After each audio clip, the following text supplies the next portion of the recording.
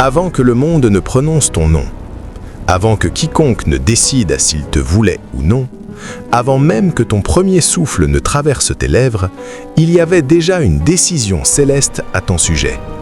Tu n'es pas le fruit du hasard, tu n'es pas le résultat d'une erreur humaine, tu es l'expression d'une volonté divine. Et aujourd'hui, Dieu veut te rappeler une vérité que l'ennemi a essayé d'effacer. Tu n'es pas une erreur.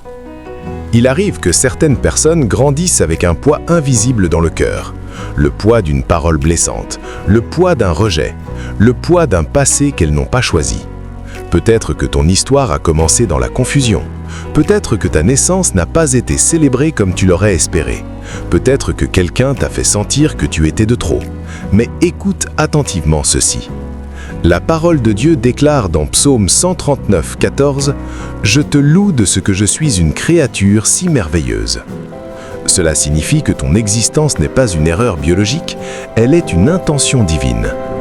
Jérémie 1,5 dit « Avant que je t'ai formé dans le ventre de ta mère, je te connaissais. » Avant que tes parents ne comprennent ta destinée, Dieu la connaissait déjà. Avant que ton environnement ne te définisse, Dieu t'avait déjà appelé. Dieu ne crée pas par accident. Il ne se trompe pas. Il ne fait pas d'essai. Chaque vie est voulue. Chaque détail de ton être a été pensé. Ta personnalité, tes capacités, ta sensibilité, tes rêves. Même ce que tu considères comme une faiblesse peut devenir un instrument entre les mains de Dieu. Mais le monde, lui, raconte souvent une autre histoire. On t'a peut-être dit que tu n'étais pas assez intelligent, pas assez beau, pas assez capable. Peut-être as-tu échoué, peut-être as-tu commis des erreurs, peut-être que tu vis aujourd'hui avec des regrets. Mais tes erreurs ne définissent pas ton identité. Jean 8, 44 nous parle du père du mensonge.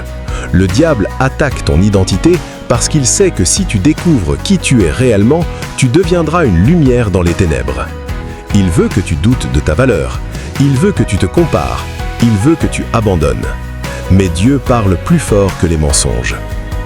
2 Corinthiens 5, 17 déclare « Si quelqu'un est en Christ, il est une nouvelle créature.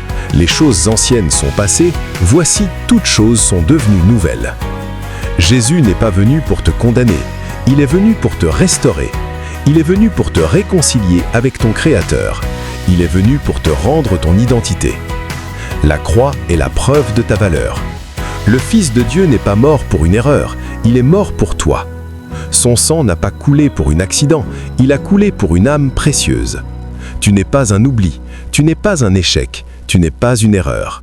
Tu es une création voulue par Dieu.